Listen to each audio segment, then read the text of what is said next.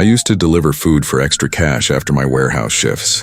Nothing fancy, just one of those app-based gigs where you pick up orders and drop them off. Most nights were boring. Quiet roads, tired customers, decent tips if I got lucky. But there's one delivery I still think about. I quit a week later. This happened in late October, just before Halloween. Cold night, fog rolling in, the kind that makes everything feel farther away than it is. Around 11:40 p.m. I got a request, decent payout, almost double the usual.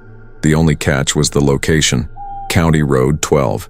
Now if you've ever driven in rural Ohio, you know some roads just feel off. County Road 12 was one of those. Long, narrow, barely any houses and no streetlights for miles. I almost declined it, but the money pulled me in. I picked up the order, just a couple of burgers and fries, and started the drive. The GPS took me farther out than I expected. Pavement turned to gravel, gravel turned to dirt. My headlights barely cut through the fog. No other cars, no houses for minutes at a time. Then I saw it. A house, sitting way back from the road. No lights on. Yard completely overgrown like no one had touched it in years. The driveway looked more like a path through weeds. I checked the app again, same address. The status said, "Customer is waiting." Didn't make sense. I pulled up anyway, keeping the engine running. Something felt wrong the second I stepped out. It was too quiet, not even insects, just that thick silence. I walked up to the front door and knocked. No answer.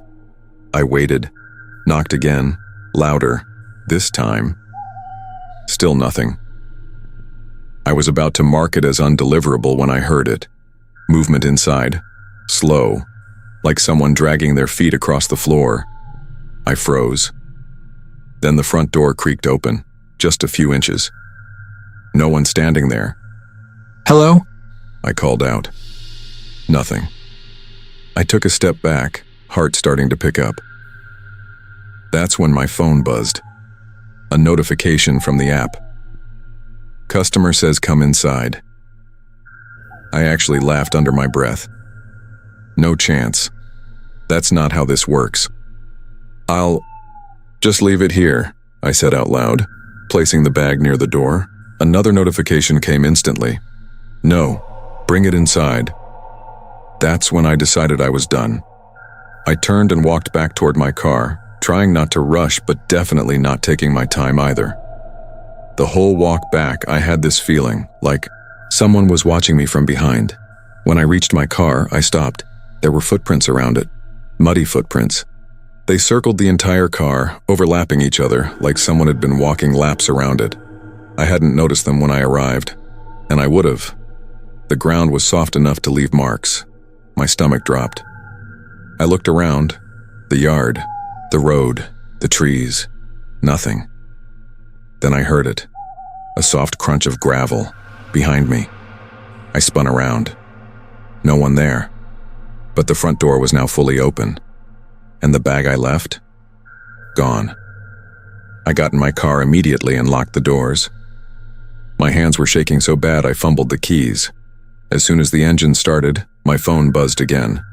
Another message. "You left too early." I didn't reply. I just started backing out.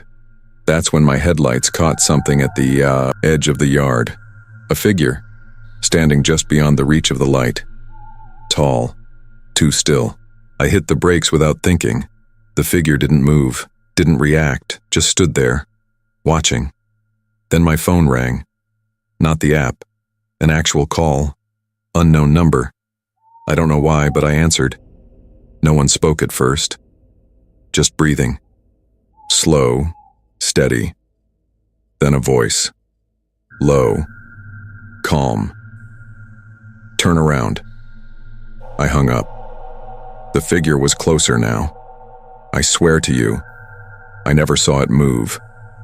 1 second it was near the trees.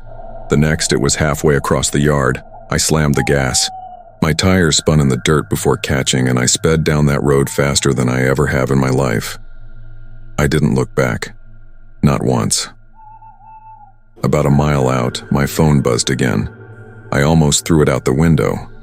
It was a final message from the App. Next time, don't leave. When I got back into town, I pulled over under a gas station light and just sat there. I checked the order details. It was gone. No record of it, no address.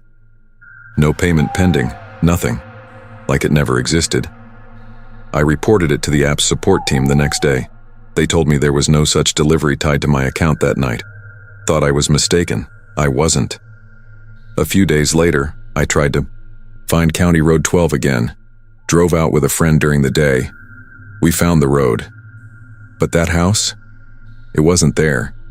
Just an empty stretch of land. No driveway. No path. Nothing. I quit delivery driving the next week. And I still don't take calls from unknown numbers.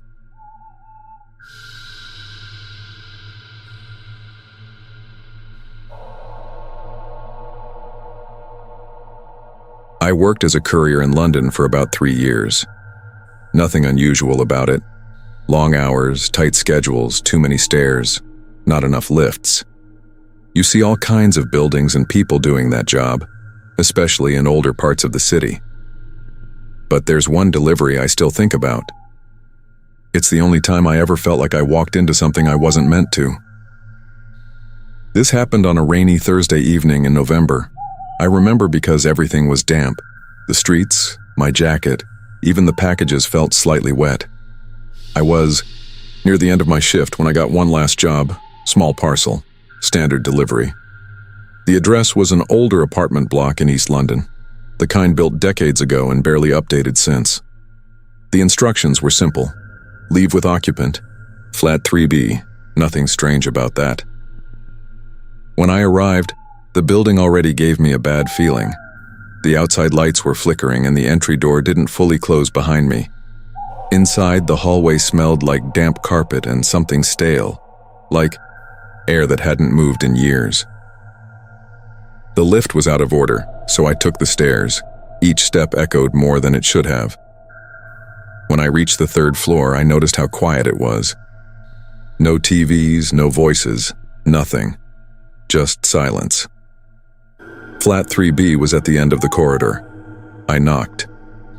It took a while before I heard movement, slow footsteps approaching the door. Then it opened. A woman stood there, pale, thin, probably mid-30s, but she looked older somehow. Her eyes were tired, like she hadn't slept properly in a long time. "Delivery," I said, holding up the parcel. She frowned immediately. I didn't order anything. I checked the label. Same address, same flat. "Are you sure?" "It's definitely. For 3B. She shook her head more firmly this time. "No, I haven't ordered anything, not in weeks." There was something off about the way she said it. Not annoyed, just uneasy. I tried to confirm the name on the package, but before I could finish, she stepped closer and lowered her voice. "That's not the first time," she said. I paused. "What do you mean?" She glanced down the hallway, then back at me. "People keep coming here. Deliveries. Letters. Always for this flat, but not for me." That got my attention. "Maybe it's a mistake in the system," I said, though I didn't really believe it. She shook her head again, slower this time.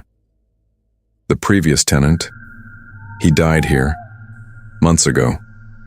I didn't know what to say to that.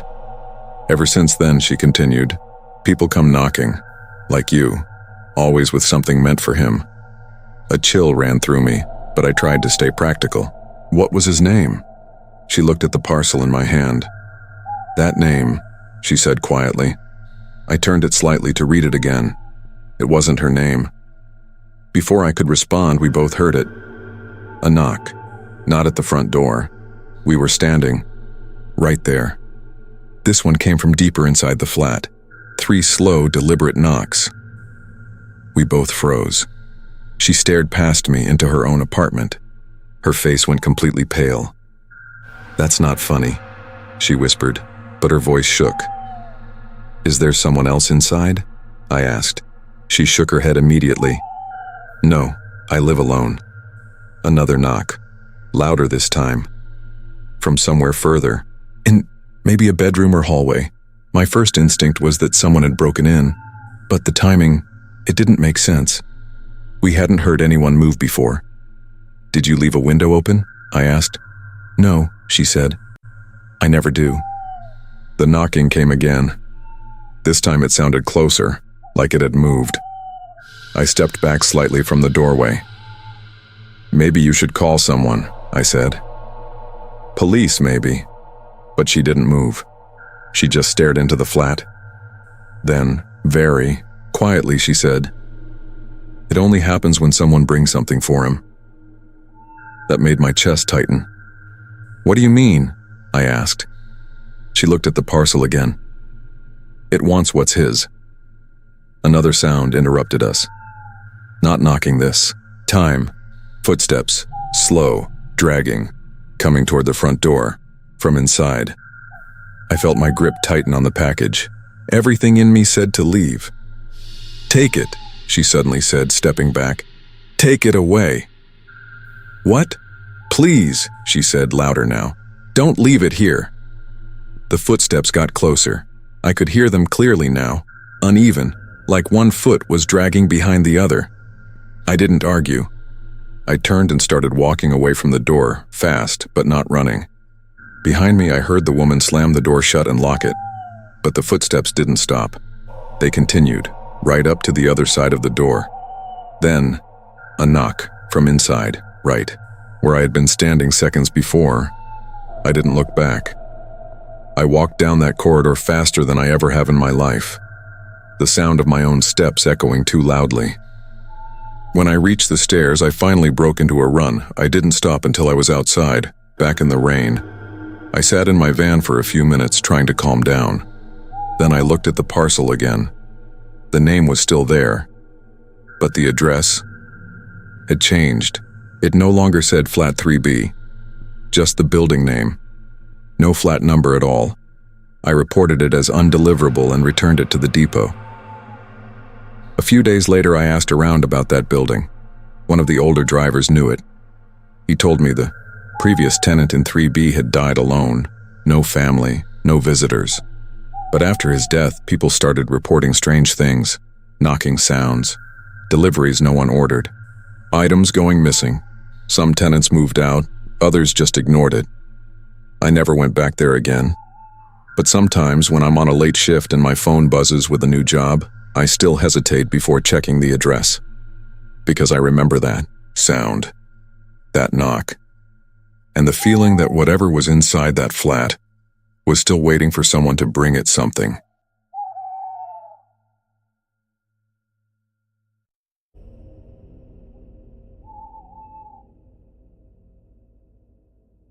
I worked as a parcel driver in Hamburg for almost 5 years. Same routes, same streets, same buildings. After a while, you start to recognize faces. People who order a lot, people who never answer the door, people who always complain. That's normal. What's not normal is seeing the same person at different addresses, different names, different lives. At first, I thought I was imagining it. It started on a Tuesday morning. Cold, clear, nothing unusual. My route covered a mix of residential flats and small offices. Around my third stop, I delivered a package to a man on the second floor of an apartment building. He opened the door, almost immediately, like he had been waiting. Tall, thin, maybe mid-40s. Short dark hair, pale skin, sharp eyes. "Package for Herr Vogel," I said. He nodded, signed quickly, and gave me a small smile. "Thank you," he said. Normal enough. I didn't think about it again until about an hour later. Different part of town, different street. I rang the Asiao bell for another delivery, this one addressed to a Frau Klein. The door opened. Same man, same face, same eyes. For a second, I thought I'd made a mistake. Maybe I'd driven back to the same building without realizing. But no, the hallway was different. The layout, the smell, everything. He looked at me like nothing was strange. "Yes?" he said. I checked the package again. "Frau Klein?" I asked. "That's me," he replied without hesitation. That caught me off guard. But people use different names sometimes. Partners, roommates, whatever. I didn't question it. I just handed over the package. He signed again, Same handwriting, same small smile. "Busy day?" he asked casually. "Always," I said. "What time do you finish?" The question felt harmless, but something about the way he asked it made me pause. "Late," I said vaguely. He nodded, like he already knew. "Drive safe," he said. I left, but this time I didn't forget him. By midday, I had seen him again. Third address, different name, same man. At this point, I knew something was wrong. I started paying closer attention. Every time I scanned a package, I checked the name, the address, the details. Everything looked legitimate in the system. But the person receiving them was always him. Sometimes he wore a different jacket. Sometimes glasses. Small changes. But it was him. Always him. At the fourth stop, I decided to test it. I handed him the package and said, "You moved quickly." He tilted his head slightly. "What do you mean?" "I just delivered to you earlier, across town." He smiled. "Again, I think you're mistaken," he said calmly. But his eyes didn't change. No confusion, no surprise, just awareness. That's when I started feeling it, like I wasn't just delivering packages anymore, like I was part of something I didn't understand. Back in the van, I checked my route list again. That's when I noticed something I had missed before. The names. They were all different, but similar, short, common, generic, almost too generic. I pulled over and checked the system more deeply, something drivers don't usually do, but I needed to be sure. The delivery histories for those addresses were empty, no previous orders, no delivery patterns, just these, all placed within the last 24 hours, all paid for, all signed by the same person. My stomach dropped. I called dispatch. "Hey, quick question," I said, trying to sound normal. "These addresses on my route today, are they new customers?" The woman on the line checked. "Looks like it," she said. "Why?" "No reason," I replied, but my voice didn't sound right. When I hung up, my phone buzzed. New message from the delivery app. Route updated. 3 more stops added, all in different parts of the city. I checked the names, new names, same pattern. I already knew what I was going to find. At the next stop, I didn't go to the door right away. I stayed in the van and watched. 5 minutes passed. Nothing. Just as I was about to step out, I saw him, walking down the street, not from the building, from the opposite direction. He approached casually, like this was completely normal, like we had planned to meet there. He tapped on my window. I didn't open it. He leaned down slightly, smiling. "You're early," he said through the glass. My chest tightened. I rolled the window down just a little. "Who are you?" I asked. He ignored the question. "You're doing well," he said. "Keeping the schedule, not getting distracted." "I'm calling the police," I said. He chuckled softly. "You could," he said. "But what would you tell them?" I didn't answer. He leaned closer. "Different names, different addresses. Same face," he said quietly. My blood went cold. "How do you—" "You should focus on your work, Lucas," he interrupted. I froze. I never told him my name. "Finish your route," he continued. "That's what you're supposed to do." Then he stepped back. Just like that, walked away, blended into the street. I didn't complete the route. I drove straight back to the depot, reported everything. They checked the system again. By the time they looked, the deliveries were gone. All of them. No record, no addresses, no names, nothing. Like they had never existed. They thought I was stressed, told me to take a few days off. I did. But that's not the worst part. A week later, I got back to work. New route, different area. Everything felt normal again. Until my last stop of the day. Simple delivery. Small package. I rang the bell, the door opened, and there he was. Same face, same calm expression, same eyes. But this time, He didn't pretend. "You came back," he said. I couldn't move. "You're consistent," he continued. "That's good." I dropped the package, didn't wait for a signature, just turned and walked away. Fast. I heard him call out behind me. "See you tomorrow, Lucas." I quit the next day. I never found out who he was, or what those deliveries really were. But sometimes, when I'm out in the city, I catch a glimpse of someone who looks like him, standing across the street, watching, not moving, like he's waiting for me to get back to work and finish the route I never completed.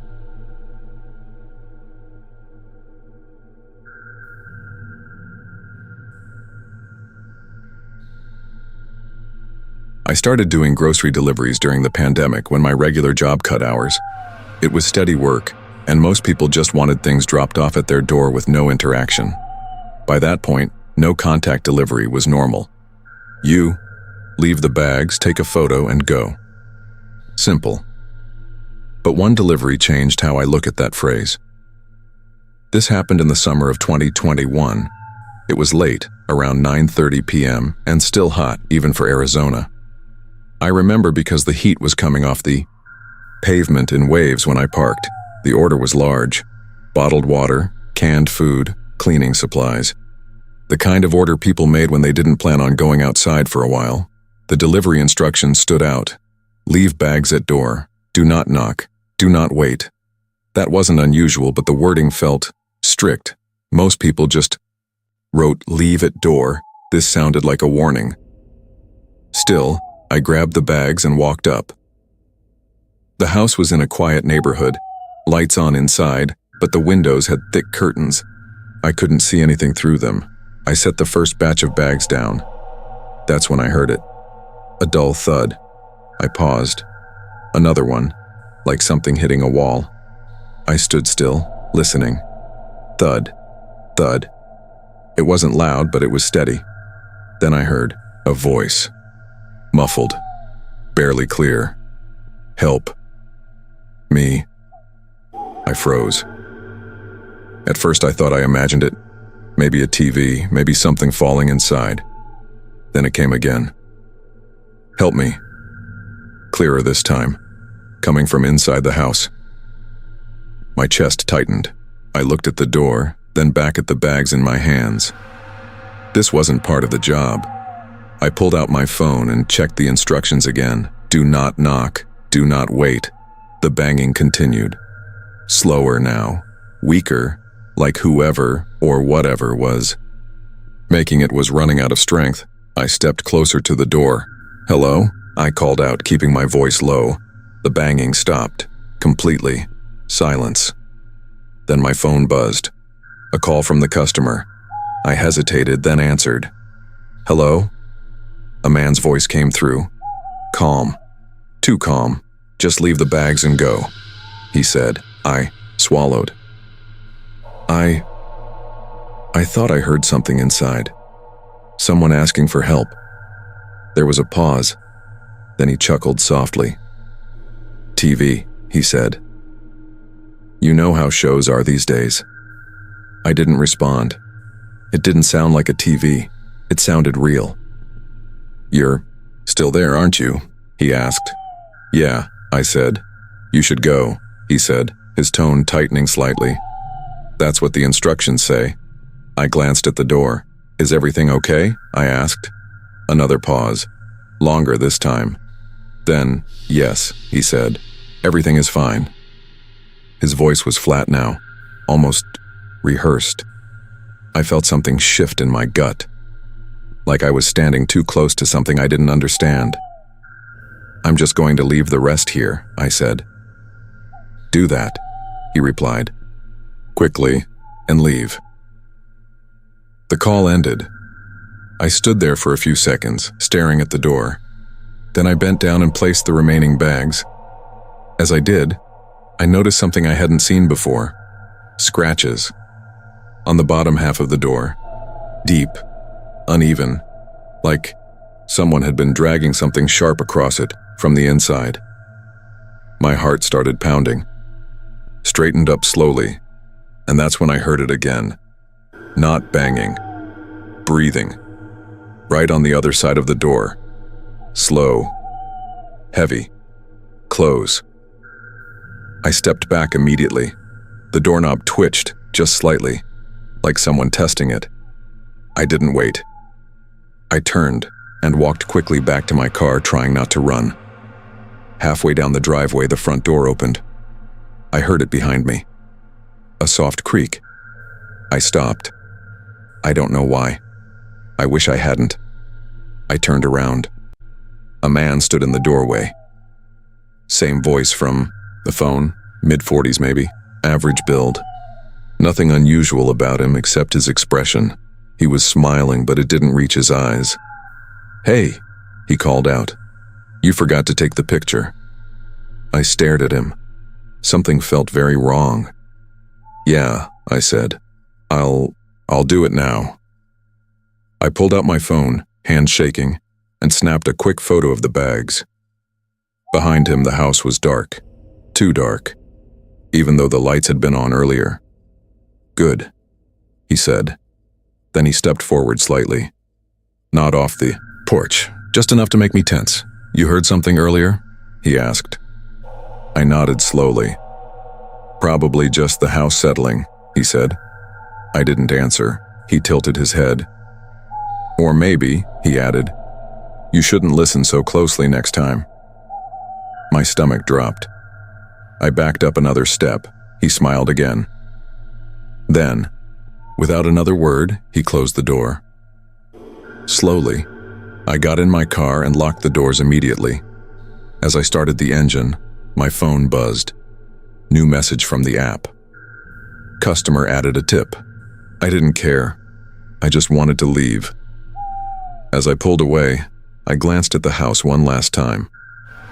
The front door was closed, but one of the curtains had shifted, just enough for me to see inside. There was someone there, standing behind the man, partially, hidden. I couldn't see their face, but I saw their hand, pressed against the glass. And then, 3 slow taps. From the inside. I reported it the next day.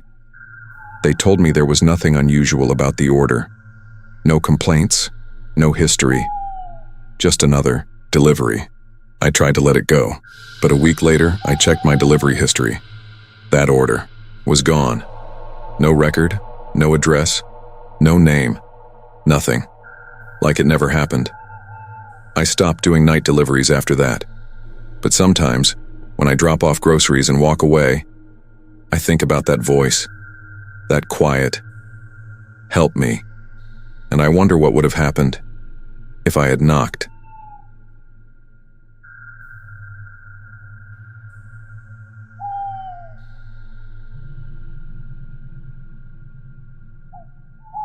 I worked night deliveries for almost a year around the outer suburbs of Paris. It paid better than daytime work, and there was less traffic. Most nights were quiet.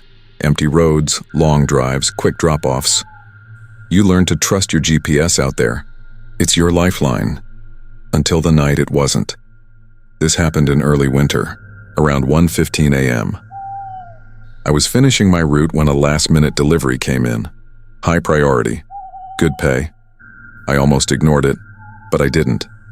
The address looked normal at first. A street name I didn't recognize, somewhere on the edge of a residential zone. The app mapped it out clearly, so I accepted. I picked up the package. Small box, no special markings. As soon as I started driving, something felt off. The route kept updating. Not rerouting, just adjusting. Like it was guiding me deeper into smaller and smaller roads. Main road to side street to narrow lane to something that barely looked like a road. I checked my GPS screen again. The street name was there.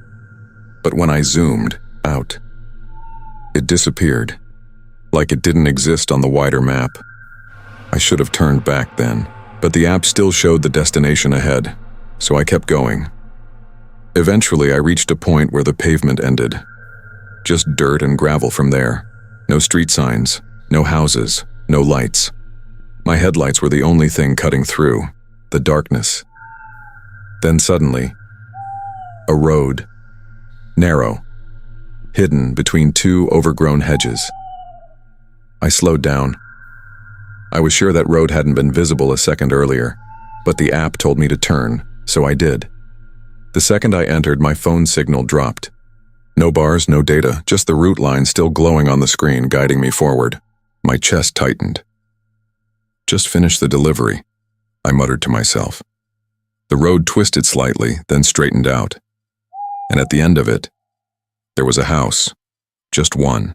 No number, no mailbox, no other buildings around it. It looked old.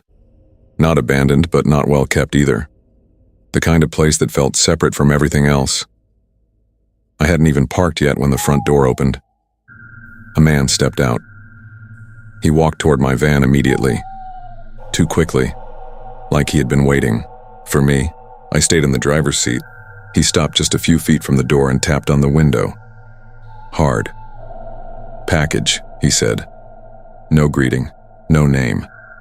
Just that. I didn't unlock the door. "Can I confirm the name?" I asked. His expression changed instantly. Tight. Irritated. "You have something for me," he said. "Give it." "I need to verify. It's mine," he snapped, stepping closer. "You're late." I glanced down at my phone. No signal. The app screen was frozen. No way to check details. No way to call anyone. I looked back at him. Something about his face didn't sit right. Not just his behavior. His expression felt off. Like he was trying to look normal and missing small details. "You can leave it," he said, forcing a smile now. "I'll take it." I hesitated. Every instinct I had told me not to step out of the van. "I just need the name," I repeated. His smile dropped. "I already told you," he said, his voice low now. "It's mine." The air felt heavier, quieter, like the whole place was holding its breath. I glanced around. No other houses, no lights, no sounds, nothing. Just him, and that house. Then I noticed something else. The windows.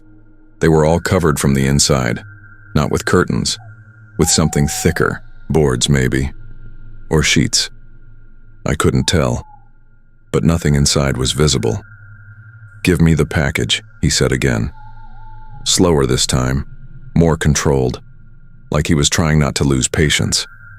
I made a decision. "I'm going to confirm this, with dispatch," I said. "There's no signal," he replied instantly. My stomach dropped. I hadn't said that out loud. "How do you—" "You should leave the package," he interrupted. "Now." He stepped closer again. Too close. I locked the door, just in case. His eyes flicked to the lock, then back to me. And then, he smiled. But this time it wasn't forced. It looked genuine, and that made it worse. "Do you hear that?" he asked. I frowned. "Hear what?" He tilted his head slightly. "Inside," he said. I listened. At first, nothing. Then, a faint sound, scratching, from the house, slow, uneven, like something dragging across the floor. I felt my chest tighten. The man didn't look back. He just kept his eyes on me. "They get restless," he said quietly. "Who?" I asked before I could stop myself. His smile widened. "They don't like waiting." The scratching got louder, closer, like it was moving toward the door. I gripped the steering wheel. "Take it," he said suddenly, his tone sharp again. "Or leave." I didn't move. Then, a loud bang from inside the house, hard enough to shake the door. I flinched, and in that moment he stepped forward and grabbed the handle of my van. He pulled. Hard.